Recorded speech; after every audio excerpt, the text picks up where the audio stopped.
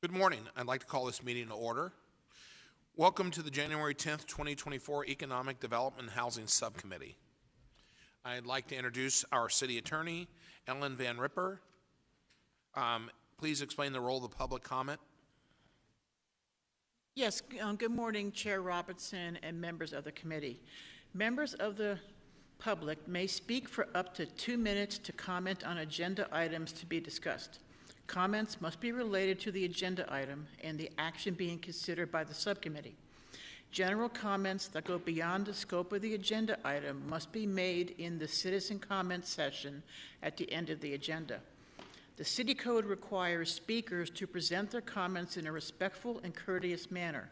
Profane language, threats, or personal attacks on members of the public, subcommittee members, or staff are not allowed. A person who violates these rules will lose their opportunity to continue to speak. Subcommittee members and staff cannot discuss or comment on matters related to pending investigations, claims, or litigation. Additionally, any member of the public who appears before the subcommittee in their capacity as a lobbyist must disclose this fact before addressing the subcommittee as required by the Phoenix City Code. Thank you. Thank you. I'd like to now introduce our interpreter. Can you please introduce yourself and provide a brief statement or announcement? Thank you, Chairman. Mr. Chairman. Hello, my name is Elsie Duarte. I will be servicing as Spanish interpreter for today's Economic Development Housing Subcommittee session. I will now take a moment to introduce ourselves to the Spanish-speaking audience and review some guidelines. Buenos días, bienvenidos a la sesión de la Subcomisión de Desarrollo Económico y Vivienda. Mi nombre es Elsie Duarte y estaré sirviéndoles hoy como intérprete a nuestra audiencia de habla hispana. Deseamos pedirles antemano, si va a dar un comentario público, favor de hablar despacio, con claridad y evite tener distracciones de fondo. Finalmente, pause después de cada una o dos oraciones para poder interpretar lo que esté diciendo de la manera más completa posible. Thank you, Chairman Robinson. Thank you. Okay. We start the subcommittee meeting with a call to the public. Do we have any registered speakers? Mr. Chairman, we have no speakers. Thank you, Mr. Chan. Okay. We'll move to approval of the minutes. Item number 1 is approval of the Economic Development and Housing Subcommittee meeting minutes from November 8th, 2023. Do I have a motion? I'll make a motion to move approval. Second. We have a motion and a second. All those in favor, say aye. Aye. Aye. Chair votes aye. Motion carries. Thank you very much. Next, we move to our consent agenda, items 2 through 5.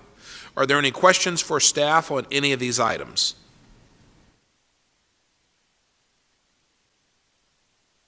Councilwoman Ansari, any questions on this issue? No, thank you. Thank you. Okay, then do I have a motion for items 2 through 5? I will move the consent. Second. We have a motion and a second. All those in favor say aye. Aye. Aye. Aye. Chair votes aye. Motion carries.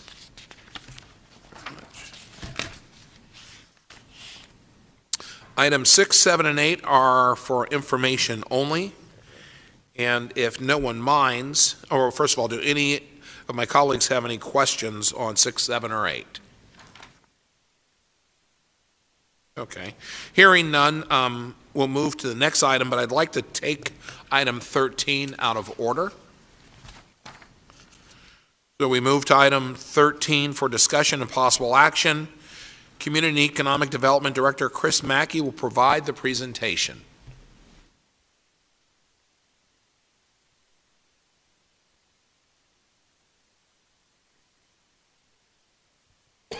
Good morning, Chairman, members of the subcommittee. I'm here today to talk to you about our proposed renewal of our membership with the Global Chamber. As we look at Phoenix's strategy relating to international activity, it's always important for us to remember that we are the 5th largest city in the country. When we started working on our international strategy approximately 10 years ago, about 2% of our book of business in economic development came from internationally related companies. Today, Under council's leadership and goals and direction, it is now 35% of our book of business in bringing in foreign direct investment and new jobs into Phoenix. Dare I say, we run with the big players now, which is a great place for us to be. In March of 2020, the council worked diligently with economic development to create a global strategy, to create our international strategic plan, and it was passed by council in March of 2020, and we're executing on that plan today. The work that you see us doing, the work that you're leading with us, is an outcome of that plan. When we look at internationally related companies, we do have companies from 50 countries inside of Phoenix, 2,600 companies representing nearly 100,000 direct jobs. That does not include the economic multiplier of all of those jobs as we move forward. I tell you all this by way of background to thank the council for the work that you've done on really helping Phoenix become a global powerhouse. And in fact, today we are sixth by foreign direct investment of investors from foreign countries wanting to invest in Phoenix. When we move forward with the Global Chamber membership, it is important to note that the Global Chamber is exactly that. They are indicative of global activity. They have connections with more than 100 million across the globe and are thoughtful in providing connections with Phoenix to those globally related companies. Locally, they do have 12,000 members that are our international companies. They're the Greater Phoenix Economic Council and the Commerce Authority and many others that are looking at moving forward global activity. As part of our activity with the Global Chamber, we work with them leading efforts in, as you can appreciate, in semiconductor summits, in women in global leadership. We have a table at their International State of the Metro and other programs that they host for our small businesses, such as Grow Globally, where we can help companies really begin to explore global markets. We did partner with the Global Chamber during our membership period to create the Export League. And what that does is it lets our companies really go from export curious to export serious. And what I mean by that is we've got a lot of our companies that you have a local market, they have a national market, but now they, with the world the way that it is today, they can move their products through international markets. And we work them through a program by which they learn how to create their bills of lading. They learn how to work with the FX Bank. They learn how to work with all of the different entities that are there. That's a program that we host through the Global Chamber. And the Global Chamber has actually helped us locate a number of companies, two of which you see on the screen in front of you from Dubai and from Argentina, one in cybersecurity and one in a fintech technology, but we've worked with them to locate companies from the UK, from Asia, and from many other. Usually with the Global Chamber, they're smaller companies, less than 50 in partnership looking at moving forward. We are proposing a 3-year renewal of our Global Chamber membership. It's an annual membership, but we're asking council for guidance on a 3-year membership with them. The renewal period would include our seats and tables and participation in their National Innovation Summit, which is held on an annual basis and works with our entrepreneurial companies to identify activities in the global market. The Phoenix Global Forum, which is our program that we're bringing here. Councilman, you were working diligently with us on that with Rita Marco and our sister cities. This is with International Economic Forum for the Americas. This will be here on May 2nd, and we will be one of only 6 cities throughout the world that gets to host the International Economic Forum for the Americas. The 3rd annual Global Semiconductor Summit. Last year, Mayor Gallego was a keynote speaker, and now Phoenix, of course, a leader in the Global Semiconductor Summit. We will bring back the 2024 Export League. We are usually able to host 12 to 15 of our small businesses throughout that educational summit. There's an in-person education summit that our companies do dedicate time to. If the council, should you choose to move this forward, we would be honored to have you introduce us to companies who are interested in your areas to work on this. And then showcase Phoenix at all of their events. We're listed as a sponsor and a member. Rita Marco and Odette Baker are our team members who have memberships on the Global Chamber Board and work diligently with those two. And then, of course, introductions to the Global Chamber's businesses, not only from a expansion and relocation opportunity, but so much of it is through a partnership opportunity to help our companies get introduced to global companies to be able to partner with their products and their wares and be able to have additionals for them to sell to. Chairman, members of the subcommittee, staff does recommend the subcommittee approval to the full City Council for a 3-year membership with the Global Chamber in an amount not to exceed $21,000 for the 3-year period. And with that, I'm happy to take any questions you might have. Chris, thank you very much. I'd like to open the floor for additional questions or comments from my colleagues. Councilwoman Ansari, any questions? No, thank you. Just thanks, Chris, for the presentation. It's very exciting. Thank you. Thank you. There being no comments, do I have a motion? I'll make the motion. Sorry. Go ahead. I was going to say, I make the motion that we approve the 3-year membership with the Global Chamber in the amount not to exceed $21,000. Second. Okay, we have a motion and a second. All those in favor, say aye. Aye. The chair votes aye. Aye. It's unanimous. Motion carries. Thank you very much, Chris. Thank you. At this point, we'll return to item number 9, which is an update about College Depot and an upcoming important event hosted by Phoenix Public Library. And we'll welcome to the table Rita Hamilton and Judy Reno.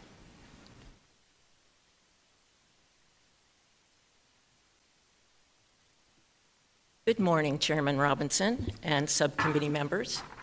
This report provides the Economic Development and Housing Subcommittee with information about College Depot at Phoenix Public Library's annual Scholarship Expo, scheduled for February 1st.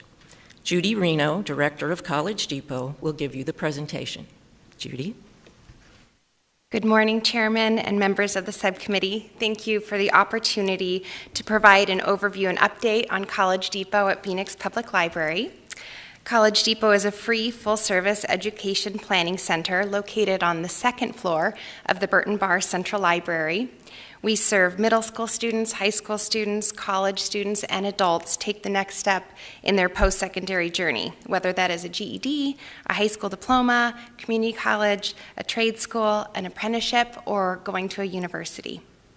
In 2023, we assisted more than 39,000 customers, which was a 38.8% increase in traffic over the previous year. And we hosted approximately 3,500 individualized one-on-one appointments to help students overcome obstacles and get connected to funding. Last week alone, we helped more than 400 people with financial aid applications. 'Tis the season of FAFSA. Without our services, these students often find themselves alone in the college planning process. According to the American School Counselor Association, Arizona has one of the worst student-to-counselor ratios in the country, at about 716 students per one single counselor. And so we are able to supplement the great work of our school counselors by providing students and families with support in English and in Spanish on evenings and weekends and over school breaks as well. College Depot was launched in 2009 by Ms. Debbie Dillon, the Youth and Education Manager for the City of Phoenix, with a mission to expand access to higher education opportunities for underserved populations in the Phoenix community by offering free, comprehensive education planning services.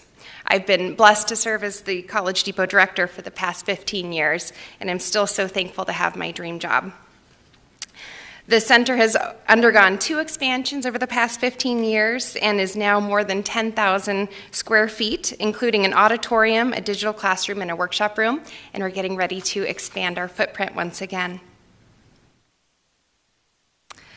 Our team of college access professionals offer free individualized college planning assistance as individuals and families take concrete steps toward their post-secondary goals, such as completing applications, navigating the free application for federal student aid, which is most commonly known as the FAFSA, scholarship resources, writing personal statements, preparing for the ACT and SAT, and much more. Our hands-on expertise is provided through one-on-one sessions, workshops, summer programming, follow-up appointments, and also through our in-depth programs such as Re-Engage Phoenix, which connects youth and adults who have not completed their high school diploma to earn either their GED or high school diploma, including online accredited high school to help adults surpass that goal. And our Craft a Profession program, which Vice Mayor championed for us, which helps us connect people with apprenticeship opportunities so that they can earn while they learn and get to work in much-needed industries. And our GRIT program, which is Graduating Ready, Independent, and Tenacious. And that is a program in which we really mentor students throughout their end of their junior year and throughout senior year to ensure that they're able to achieve all the critical milestones to help them with their post-secondary plans. We also offer the Deborah J. Dillon Bridge Award, which is made possible by the Phoenix Public Library Foundation, and it helps students overcome obstacles to their success, such as paying for transportation passes, parking fees, testing costs, and ordering transcripts. We want to ensure that everyone has the opportunity to achieve post-secondary success and that no obstacle is going to stand in their way. Here's a quote from one of our students, which captures the spirit of our work. Without your wonderful advice, I honestly believe that college would not have been an option for me. College Depot helped me get financial aid for community college. I would not have understood how to do it on my own. That was Giselle. But I'm here today to talk about our Scholarship Expo. Last year we hosted our first one with 291 attendees and more than 30 partners who came. It was a wonderful event. Students were able to get connected with great funding opportunities, including a scholarship lab hosted by the Arizona Community Foundation so that students could leave having applied to a portal of more than 100 scholarships.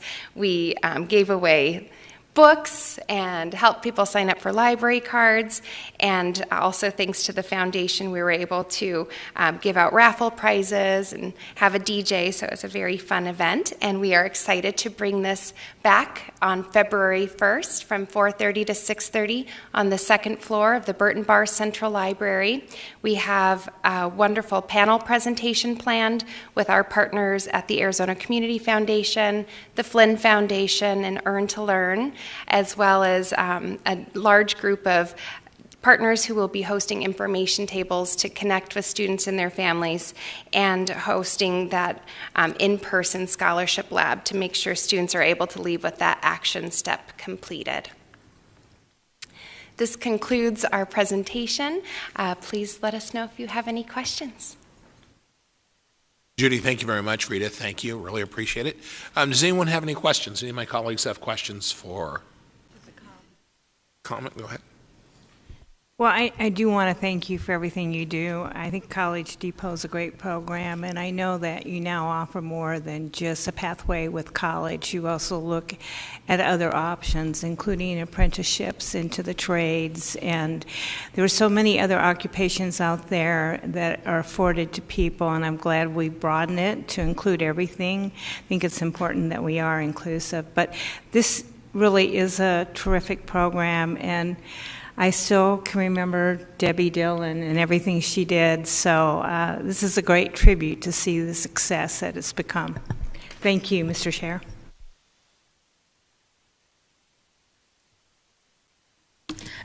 I want to echo the Vice Mayor's comment. I do think it is very exceptional, the work that you guys continue to do at College Depot. I think the quote by Giselle properly surmises the effect of the work that you do. I was just curious, you noted that last year you served about a 38.8 increase in individuals. I was curious, do you have an idea of what the catalyst was for that increase? Because that's very, very very positive and moving in the right direction. And what else can we do to make sure it continues to move in that direction? Thank you. Yes, there's been a few aspects that have provided that catalyst. For one thing, we've been able to provide a laptop and hotspot lending program through a grant from the Department of Education, and that was such a much needed aspect of the community. And so we've been able to help bridge the digital divide. That definitely shed a spotlight on us and has kept us even more hopping. And then I think truly the impact of the GRIT program, which is one of our newest programs, that's that Graduating Ready, Independent, and Tenacious. It is staff intensive, but we can see the impact is very strong. And so these students who, we can mentor through their entire process are going, really telling their friends and their families. And so we feel like that community word is spreading. And then we also have been keeping, busy with our outreach. We expanded our data sharing agreement with Phoenix Union High School District. And so now we are offering in school day virtual advising sessions. So last year, every Tuesday and Thursday during the students' advisory period, which is kind of like the study hall that we used to have. Now it's an advisory section. We broadcast college planning programming, hitting all of these critical action steps to all the seniors. And so the seniors can either tune in live during their classrooms or they can access the recordings later. And so we feel that exposure to an additional almost 25,000 students has really increased our usage as well. Thank you. Great job. Okay, any additional questions? Councilwoman Ansari? No questions on my end. Thank you. All right, thank you. Good evening, Rita. Thank you very much. Really appreciate it. Thank you. Okay, item 10 is the Head Start Birth to 5 program 2022-2023 school readiness outcomes and program information report. We'll welcome to the table Interim Human Services Director Nicole Ayalu and Deputy Director Patricia Kirkland to the table, and congratulations to Nicole. This is your first subcommittee meeting as the interim director, so thank you and welcome. Thank you.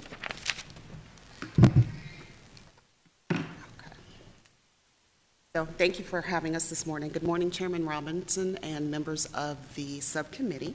Today we are going to, is this better? Okay.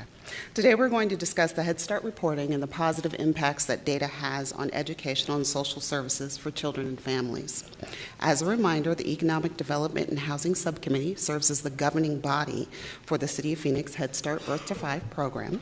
In its capacity, this body provides guidance and oversight for all aspects of the program. First, I will begin with a brief overview of the Head Start program. Head Start takes a holistic approach to children and families' well-being, recognizing that children's early years are critical for future success and that families play a crucial role in supporting that development. Head Start provides early childhood education, health, nutrition, and family support services to children and families from low-income backgrounds. The program aims to promote a school readiness for young children and enhance their overall development, setting a foundation for future success. To ensure this, the Office of Head Start requires annual reporting to assess compliance, continuous enhancement of services, and to measure the reach and overall success of the program for children and families it serves. Now I will turn the presentation over to Deputy Director Patricia Kirkland, who will give you the rest of the presentation. Thank you, Nicole. The reports I will be discussing today are child outcomes, family outcomes, and the program information report. All of these reports are shared with the Head Start Birth to 5 Policy Council, this governing body, education service providers, staff, parents, and it's also available to the public on our website. Collecting child outcomes data is essential to assess, improve, and be accountable for the quality of educational services. Data is collected individually for each child, by classroom, by education service provider, and as a grantee to inform decision-making, promote school readiness, and ensure children's overall development is age-appropriate for success in school. Teachers use individual child data to identify areas where children need more support and then create individualized goals. Teachers then incorporate these activities in their lesson plans to ensure children are exposed to the needed skills and have the opportunity to practice these skills multiple times. Classroom data is used to identify trends and patterns that help determine the professional development needs of the teaching staff. Individual child data is shared with parents during parent-teacher conferences, providing parents with activities they can do at home to help their children strengthen their skills. This data is also used to support children's transition to kindergarten. Preschool teachers share individual child data with kindergarten teachers, providing information on the child's skill level so kindergarten teachers can support and increase the learning for the next school year. Family outcomes are essential in emphasizing the program's holistic approach to supporting children and families. Family outcomes encompass a range of factors such as parental education, employment, and overall family stability, ensuring a comprehensive approach to supporting families. Head Start aims to break the cycle of poverty by addressing broader socioeconomic factors that impact families. Improving family outcomes contributes to the long-term goal of enhancing economic self-sufficiency and stability. The Family Outcomes Profile is used to identify a family's vulnerable areas, which assists program staff to tailor services and support to meet the unique needs of each family. 12 different categories are assessed during the family's application process. Caseworkers then use the information to help the family develop a family partnership agreement containing goals and objectives focused on helping the family improve their most vulnerable areas. Throughout the year, caseworkers and families meet to discuss progress on the goals and objectives and determine what community resources will support the family as they move towards self-sufficiency. Child outcomes and family outcomes play an interconnected role in supporting school readiness. Child outcomes focus on cognitive development, language skills, early literacy, numeracy, physical development, and social and emotional skills. Children who have a foundation in these developmental areas are better prepared academically and socially for kindergarten. Family outcomes encourage active parental engagement in a child's education. Engaged parents can enforce learning at home and collaborate with teachers to create a positive learning environment. Addressing both child and family outcomes builds a solid foundation and supportive framework for school readiness to prepare children for school. The Program Information Report is an annual report that identifies various aspects of the program, such as program operations, services, and outcomes. The report also includes information on family demographics, which includes age, race, ethnicity, languages spoken in the home, and the family's income level. Services for children and families such as education, finances, health, and nutrition are identified in the report. The report requests data about the education levels and professional development of Head Start birth to 5 staff. As a reminder, Head Start is a family-centered program, so I would like to identify a few of the areas that data has shown that we have seen trends in over the past year. The need for children to participate in more mathematical activities was identified in child outcomes. Teachers will provide more opportunities to use mathematical skills in daily activities. However, we were pleased to see in the Program Information Report the percentage of fathers participating in their child's educational career and success remained the same at 44%. But we continue to strive to increase this metric through more opportunities focused specifically to fathers. Family outcomes indicate that 50% of families have achieved their income-related goals, which include activities such as resume writing, job training, or obtaining a GED. This is an increase from last year's data. The Child Outcomes Report indicates an increased number of children at an age-appropriate level in the area of social and emotional development from the previous year, which was 84%. This is a direct reflection of the professional development provided to teachers and the positive behavior approach used in classrooms. In summary, data and reports are fundamental to the effective operations of the Head Start Birth to 5 program. It enhances services, supports decision-making, improves program quality, and contributes to positive outcomes for children and families. This concludes our presentation, and we welcome any questions that the subcommittee may have. Thank you very much. Are there any questions from either of my colleagues?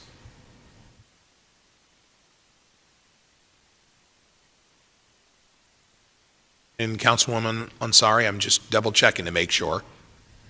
Any questions? I appreciate it. I'm good. Thank you. Okay, thank you. You know, I do have one real quick question. Patty, I think it's with regard to the highlights from the report.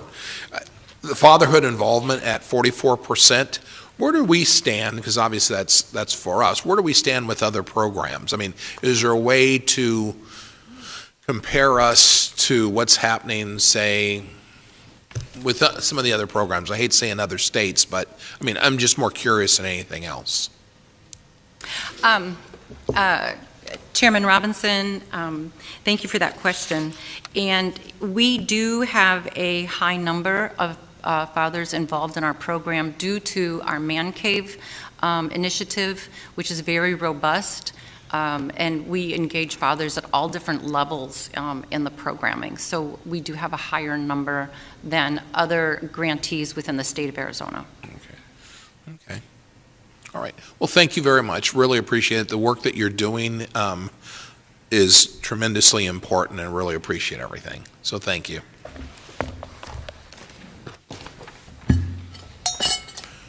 Next, we move to item 11. Michael Hammett, Office of Innovation Director, will provide an update on the city manager's performance dashboard. So, Michael, welcome to the table.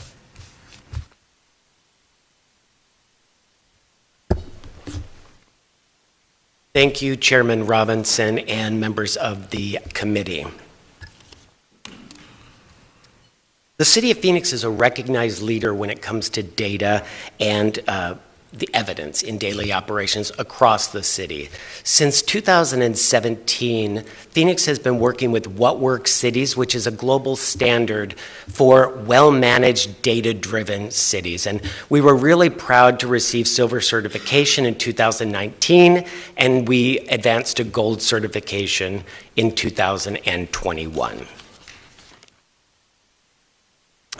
One of the most significant advancements in the areas of data and performance happened in June of 2022, and that was when Phoenix City Manager Jeff Barton launched the city's first dynamic, comprehensive performance dashboard.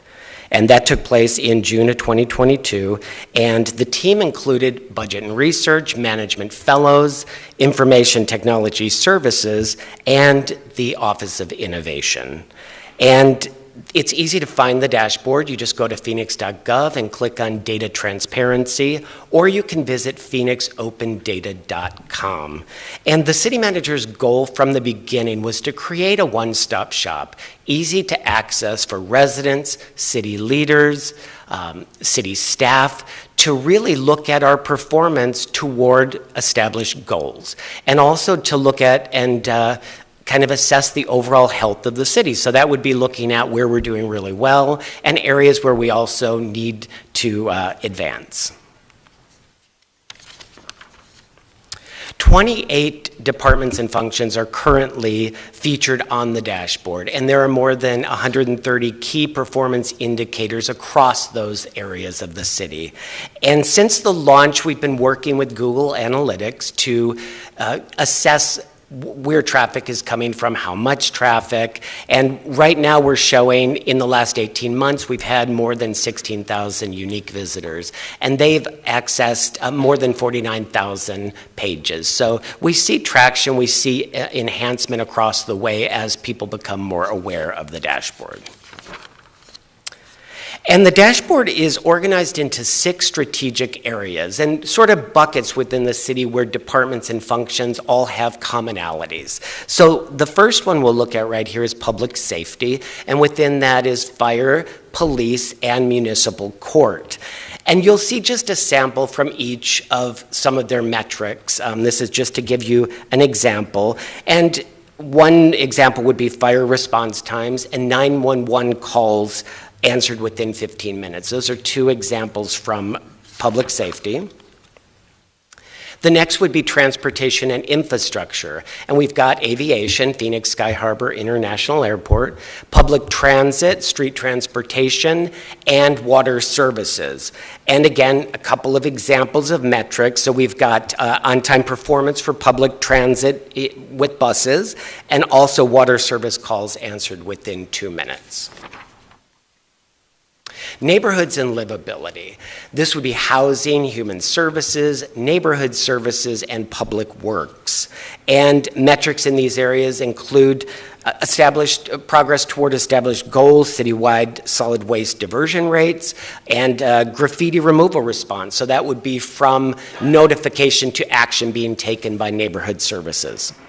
And you'll notice also under human services, we have a homeless outreach and engagement. And this is an example of the dynamic nature. A lot changes within the city. We're working to create a unique section for the Office of Homeless Solutions. Planning, zoning, and economic development, of course, includes planning and development, community and economic development, and Phoenix Convention Center. And there are some examples of the metrics that we have that we're capturing, including turnaround times for major commercial, and also direct spending from city-hosted conventions. Culture and, yes? I'm sorry, excuse me 1 second. Go ahead. Can I ask a question? Sure. Because affordable housing has become so important, is there a way that we could look at the matrix or bullet points in planning, zoning, and economic development and add something about turnaround times for affordable housing? Yep. I think that's becoming more of an economic development issue as we move forward, and it's a critical issue. Thank you very much. Yes, and we are meeting currently with directors of all departments and functions to look at our current metrics and look at advancement. So we will take a look at that, Vice Mayor. Thank you so much. Thank you, Mr. Chair. Culture and recreation, the fun stuff, arts and culture, library, parks and recreation. And a few of the metrics we're looking at, community arts grant applications funded, and to tie into a previous presentation, College Depot's success rates. And that would be those participating and those who actually enroll in college or a trade school. And general government, this is the bucket that includes a lot of the basic resources within the in as far as functionality. So audit, budget and research, and finance. And each of these have some examples. And one would be economic impact of audits overall in terms of the return on investment. And then also information on the city's critical bond rating. So the 3 bond rating agencies and where we stand with each of those. And the dashboard is continually monitored and audited, and we monitor it physically twice a day. We also have audits that are set up digitally through ITS, and we want to make sure that it's functioning properly. We also want to make sure metrics are updated regularly. And again, we're using Google Analytics to look at traffic to the dashboard, and we can take a snapshot at a point in time or a defined date range. This is an example we recently took, and you'll see police and fire out of the top 5 most visited pages on the dashboard, and then the other 3 would be housing, public transit, and streets. I will say that generally police and fire are at the top. We see that as consistent, and once in a while, whatever's happening in the world or in the state or city, we'll see changes to that. But generally, they're in those first two spots.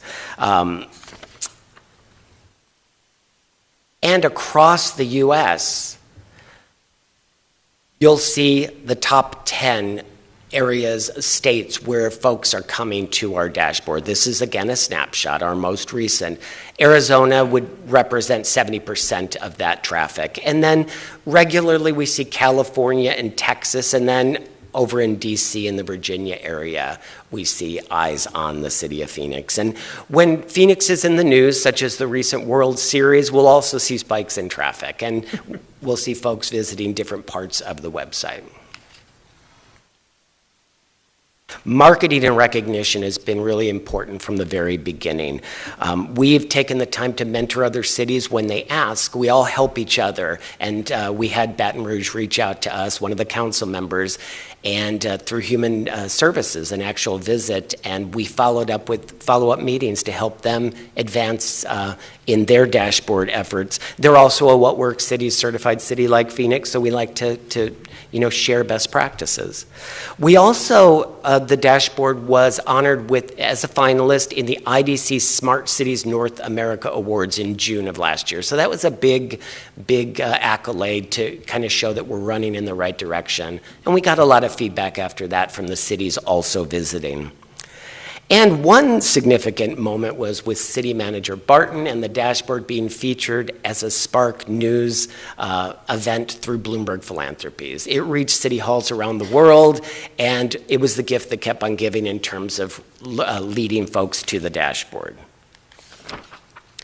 Continuous improvement, that's really what we're here to talk about. The city manager from the very beginning wanted to launch a really robust, really effective dashboard that's comprehensive, with the idea that after a year, we would look at what is working and what we could enhance, and to continually look at that. So there's not going to be an end site, because we're dynamic as a city, and the dashboard should reflect that. We have released surveys to community, to leadership, to elected officials, and to data liaisons throughout the city, and we've received great response. We're looking at that data. We're meeting, as we mentioned earlier, with all leadership of departments and functions to look at what's currently on there. Does it reflect city priorities and the work of the departments?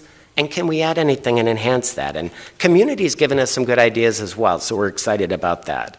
Recommendations will be presented to the city manager, and we'll be looking at phase 1 implementation by the end of this fiscal year, and also we'll do a second phase for more advanced throughout the remainder of the year.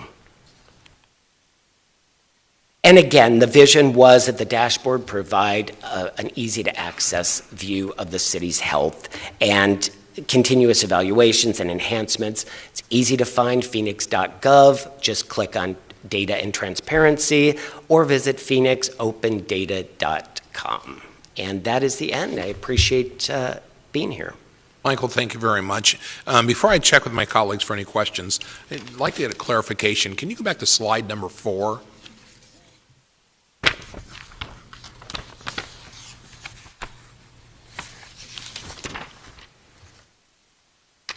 Under police department, if we could, just from a clarification standpoint, it caught my eye.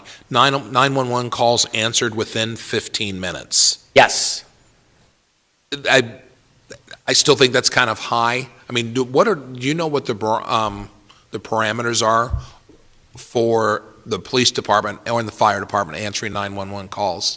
So I can tell you that the goal is 90% to answer the calls within 15 minutes.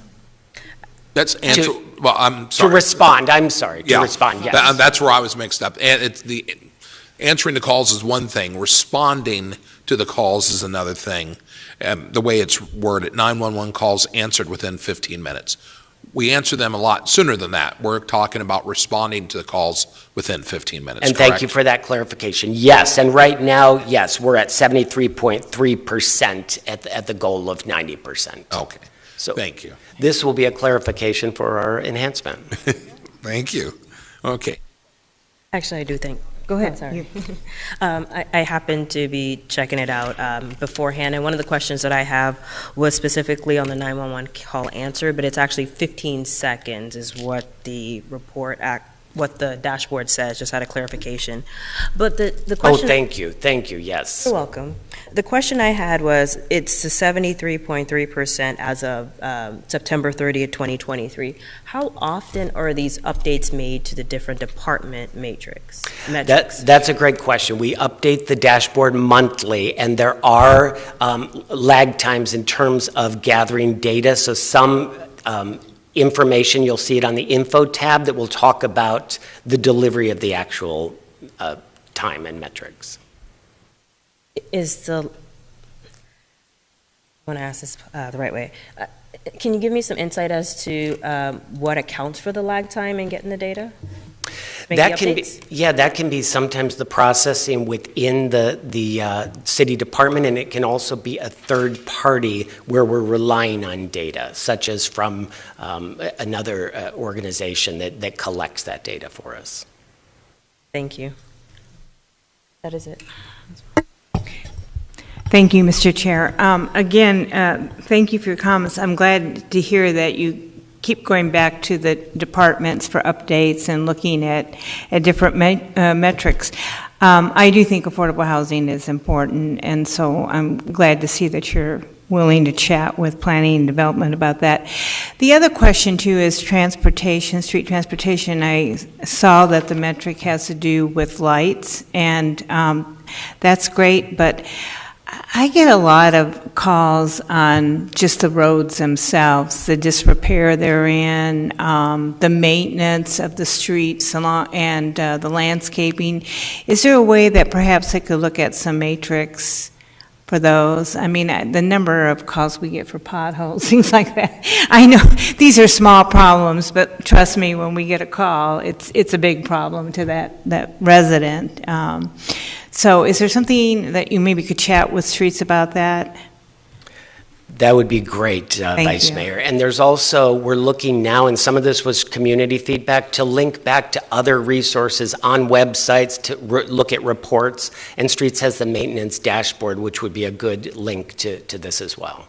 So I don't know if it would be helpful, but maybe if you were to visit the various council offices and see what kind of comments we're getting from our constituents, that might help with the departments at looking at metrics. Just a thought. I promise I won't put fireworks on that.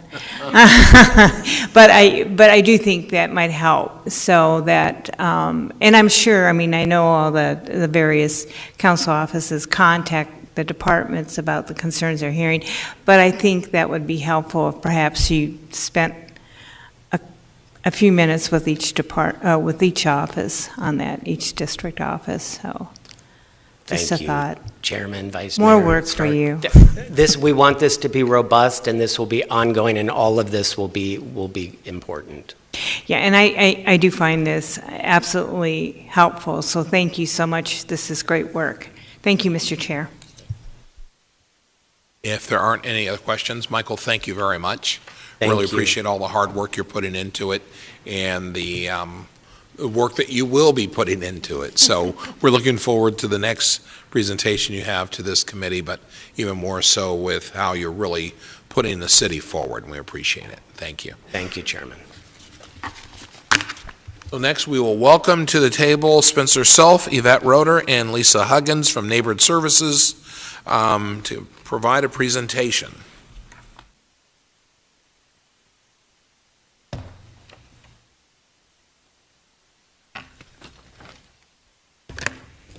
I apologize, Deputy City Manager Gina Montez as well. Good morning, Chairman and members of the subcommittee. Thank you. Today we're here to provide an update on the private property cleanup program pilot we launched last year. Joining me at the table, we have Yvette Roeder, Deputy Director, and Lisa Huggins-Hubbard, Special Projects Administrator, who oversee this program. If you recall, this program was included as one of the recommendations in the Strategies to Address Homelessness plan to support property owners who have been disproportionately impacted by issues related to homelessness. To put this strategy into action, Council approved funding for last fiscal year, including the creation of a temporary project management assistant position to help with program administration. In December of 2022, we presented to the Community and Cultural Investment Subcommittee a conceptual framework that included 2 cleanup assistant categories, expanded enhanced cleanups and individual property assistance. In January of 2023, staff hosted listening sessions where the conceptual framework was presented to the community and we received meaningful input.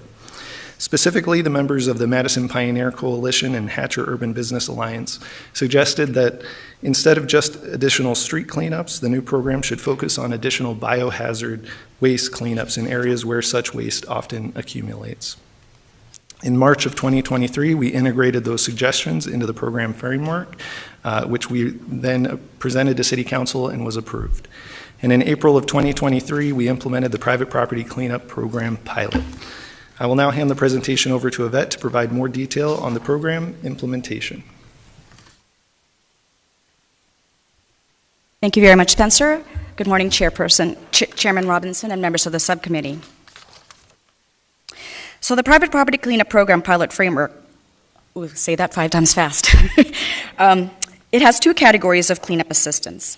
The first one is the expanded enhanced cleanups for biohazard waste, in which we partnered with a city-contracted biohazard cleaning company to provide weekly biohazard cleanings in targeted locations, namely Hatcher Road, areas around this Human Services campus, and more recently, Watkins Road, where St. Vincent de Paul campus is located. The second category is called the individual properties assistance. That was designed for private properties outside of the targeted locations and that often deal with trash, debris, trespassing, all related to homelessness on their properties. This category is further broken down into 3 levels of cleanup assistance: the roll-off dumpster assistance, the right-of-way cleanup, and advanced property assistance, all dependent on the property owner's eligibility. Since providing expanded enhanced cleanups for biohazard waste, we are happy to report that we have completed the following. On Hatcher Road between 9th and 15th Avenues, we have completed 37 weekly biohazard cleanups that started in April.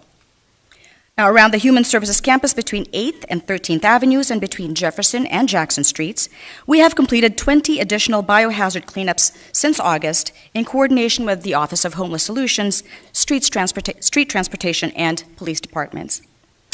And then on Watkins Road between 2nd and 7th Avenues and up to the Maricopa Freeway, we have completed 11 biohazard cleanups since October. That's for a total of 68 cleanups as of mid-December, thanks to the responsiveness and professionalism of our city contractor, Venturi Restoration Experts. And to explain the next couple of slides with photos, I would like to turn it over to Lisa Huggins, Special Projects Administrator.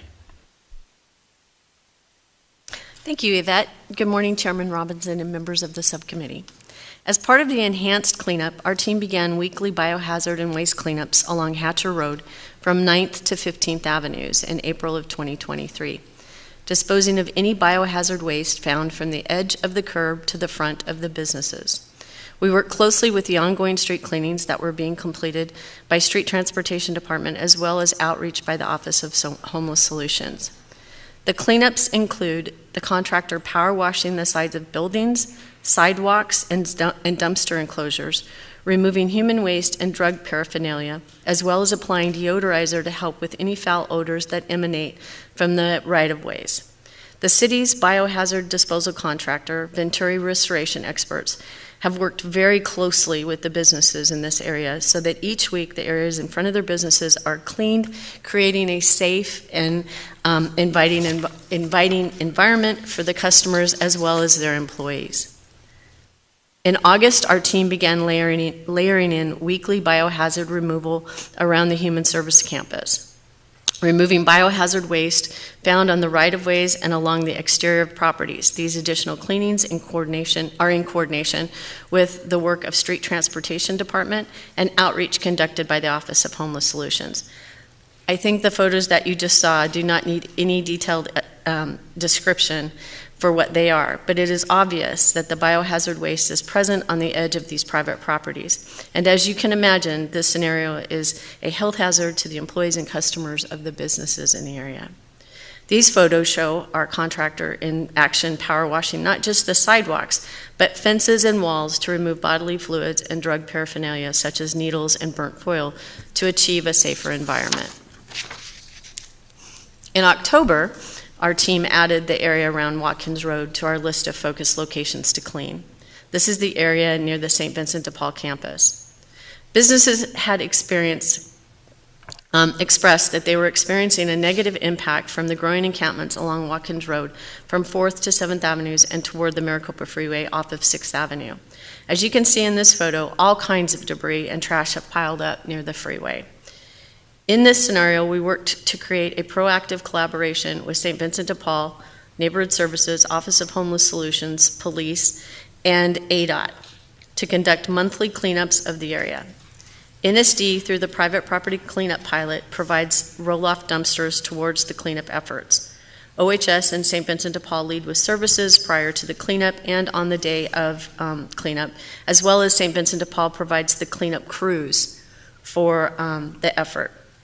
Recently, the coordinated monthly cleanup efforts in this area have been increased to bi-weekly due to the encampment activity. The feedback we received from the business owners has been that the cleanups are great. However, they continue to have to clean biohazards off the front of their properties. The team responded with not only providing the roll-off dumpsters to support the bi-weekly cleanings, but the private property cleanup is now providing weekly biohazard cleanups in the area to give businesses a safer environment for their customers as well as their employees as well. In this after photo, you can definitely see the difference the coordinated cleanup efforts have made. Thanks to the pilot program, the city is able to contribute a substantial effort to this valuable partnership that we have formed. The cleanup assistance efforts in these areas include, we've collected 62 tons of trash and debris, but more importantly, the pilot program provided the safety and surroundings of more than 300 both residential and business properties combined. A business owner in Council District 7 described the pilot as a welcome addition to the other cleanup efforts. Another business owner in District 8 called it the best thing the city has done for us. An organization employee in District 8 noted that the private property cleanup pilot delivers a more positive neighborhood environment, as well as it gives our organization the opportunity to build relationships with the nearby businesses. I will hand it back to Yvette to give updates concerning our individual property assistance. Thank you very much, Lisa. For the individual properties assistance category, property owners must meet specific eligibility criteria and agree to sign a liability waiver form prior to receiving assistance. So staff have developed an internal referral process that is a more proactive approach and a more effective use of this cleanup assistance. So it starts with NSD's Phoenix Care staff reviewing aging Phoenix Care's cases involving private properties, and then comparing that information to police data and NSD's code compliance cases. Now, if staff notices a trend in blight and encampment reports, and the owner has taken demonstrable action on their responsibilities, the project management assistant conducts additional research and site visits, then meets with the owner to coordinate the cleanup assistance provided all the other criteria are met. Now, since April, we have completed 18 individual property cleanups, and all 18 utilized the roll-off dumpster assistance effort, thanks to our partnership with Public Works. Also, this effort collected a total of 4 tons of trash, and as one District 7 program participant described it, the City of Phoenix was immensely helpful in assisting us with cleaning our property. I will hand it back again to Lisa to describe the following photos. More photos. The team's first cleanup in April was along East Camelback Road. It had been a source of light with more than 20 encampments at any given time. In looking at our internal procedures, NSD and police had been receiving numerous complaints about this property from the surrounding business owners and residents for more than a year. The owner had previously worked with NSD and police to correct any blight violations in order to bring the property into compliance, including abating his property 4 times at his expense, which overall cost him roughly $25,000. Staff offered cleaning assistance through the private property cleanup pilot by delivering roll-off dumpsters, and thanks to our partners in the Public Works Department. These dumpsters were used by the workers hired by the owner to dispose of trash and debris that you see in these photos. Staff also coordinated with graffiti busters to eliminate the graffiti on the walls. Now what you see in these photos is the result of the cleanup efforts, thanks to the partnership we established with the property owner. I must note that a key component to this partnership when we're working with the private properties is the education and information we provide to the owner to ensure that their vacant lots remain clean of trash, debris, and encampments. We educated this particular owner on the importance of having an authority to arrest, no trespassing signs installed in the right places, and we provided him with contact information for staff from NSD and police should the situation start again. I'm happy to report we have not received any complaints since the cleanup occurred back in April of 2023. The next property that I'd like to highlight is on West Van Buren Street. It had code compliance and Phoenix Cares cases that had been open for more than 50 days. Like the one previous, NSD and police had received numerous complaints about this property. Through the pilot program, we were able to provide roll-off dumpsters to the property owner, and the result is evident in the next photos. The owner hired workers to help clear the area of trash and debris, completed the authority to arrest, posted no trespassing signs provided through the pilot program, and has since hired contractors to service the property on a weekly basis to maintain the cleanliness of the area and deter any future encampments. I think it's really important to note that with all of the 18 individual properties that we have cleaned, all have remained in compliance, and we have not had any further issues with any of those properties. I will turn it over to Yvette to present some of the efficiencies we've received during this pilot phase.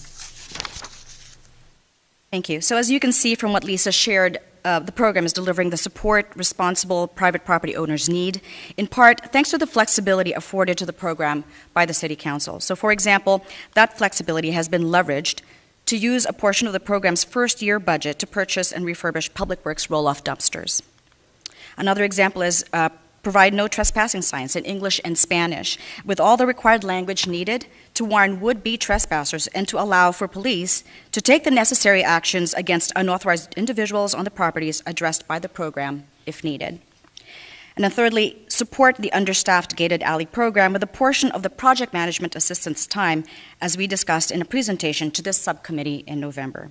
I'm handing it back to Spencer to bring it home. Thank you, Yvette. As a reminder, this item is for information and discussion, so no action is needed at this time. However, we did want to take a moment to discuss the future of the program. In hopes of transitioning the program from pilot to a permanent program, we will be requesting to convert the temporary project management assistant position to permanent to assist with both this program as well as the gated alley program. In addition, staff have heard from small businesses, many in industrial corridors, who have a need for the assistance the program offers. However, many exceed the established 20-employee cap.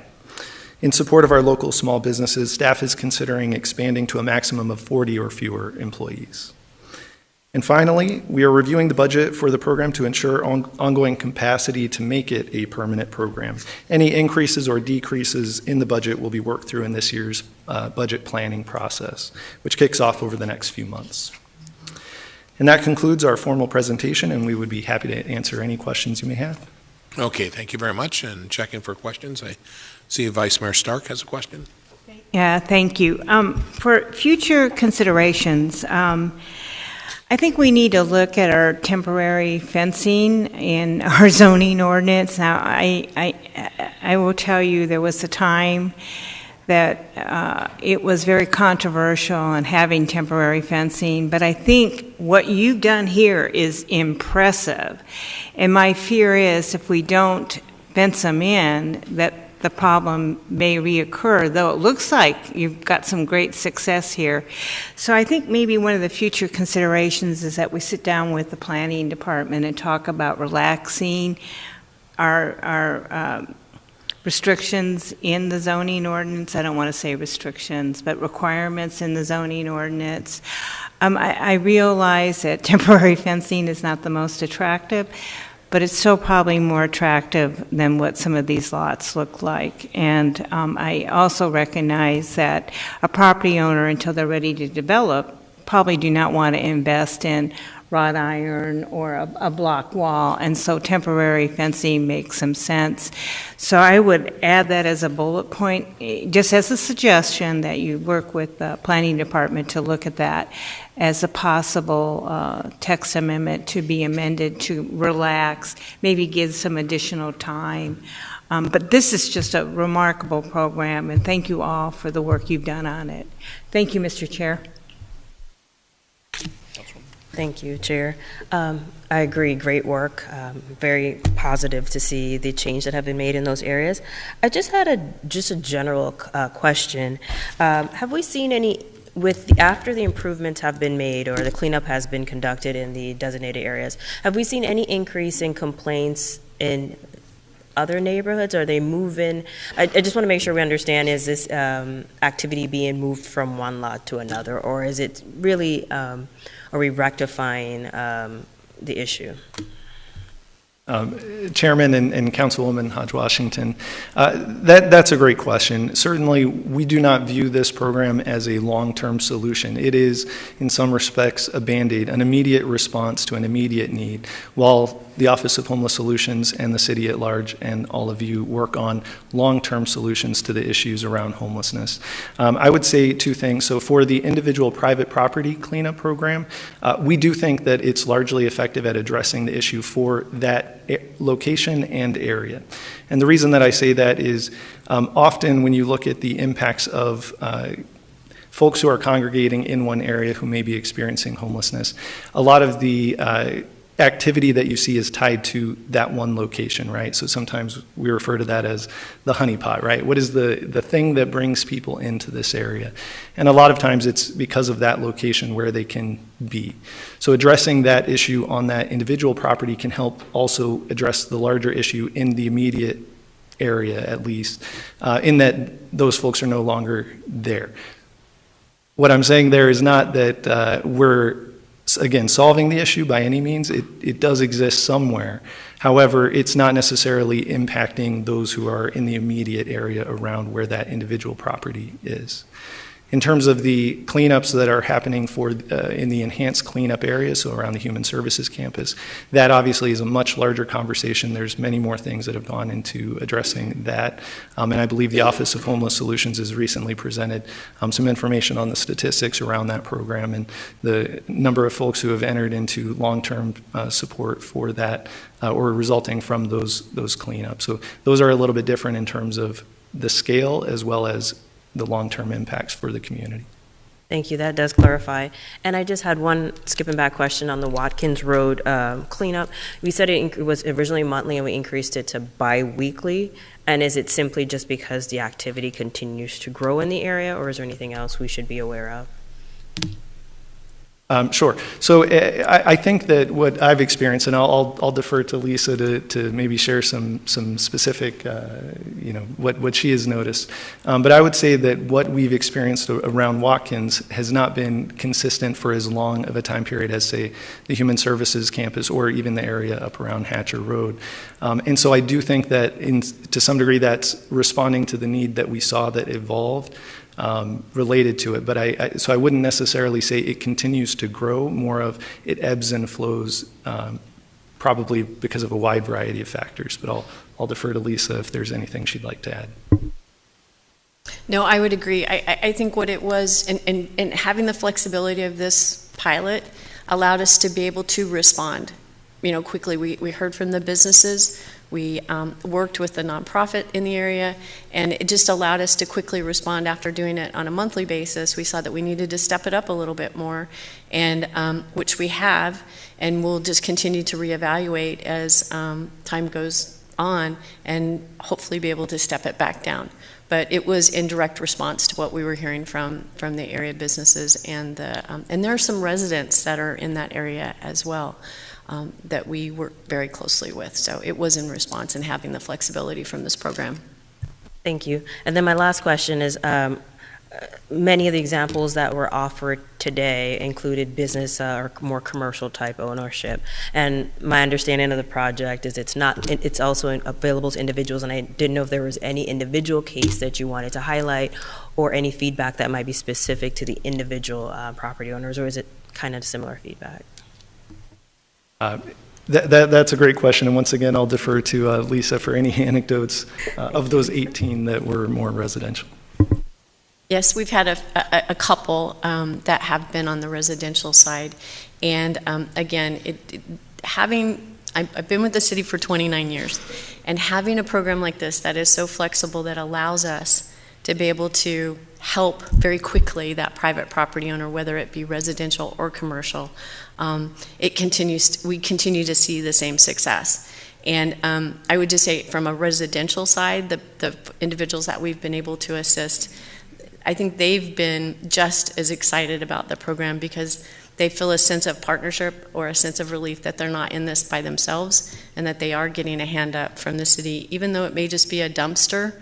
That's a really big deal, because along comes the team, right? The project manager, members of the Phoenix Cares team that step alongside with them and help them along their path of making sure that the property gets cleaned and removing that code compliance issue as well. So yes, we have had some individual cases. Thank you, and I was aware of it was applicable to individuals, and I just think it's important for us, for our community, to recognize that these resources do exist and how they can partake on it, and not just see NSD and Mr. Spencer as a compliance all the time, but as a partner in making sure that we help make our neighborhoods beautiful and livable. So thank you for that explanation. That is all I have, Chair. All right. Councilwoman Ansari, I believe you have a question. Thank you. Actually, all of my questions answered, but I do just want to applaud the team. Obviously, from the testimonials that you provide from residents in District 7 and 8, I have also had the chance to speak with many property owners, surrounding neighbors, and while I think, you know, we all know the program took a little bit to get up and running, I think it's been very successful, and I'm just very, very grateful for the work that you've put into it and the flexibility. And I do hope that in the future we can consider moving from temporary to something more permanent for this community that is really, I think, deserves this kind of attention from the city. So thank you for all of your hard work. And I'll echo what my colleagues have all said. You guys have done a tremendous job. It's a tremendous program, and thank you for the presentation today. Really appreciate it. That was the last item for today. Is there, now is the time for an opportunity to call to the public. Do we have any speakers? No speakers? That being the case, I want to thank everyone for being here. The meeting is adjourned.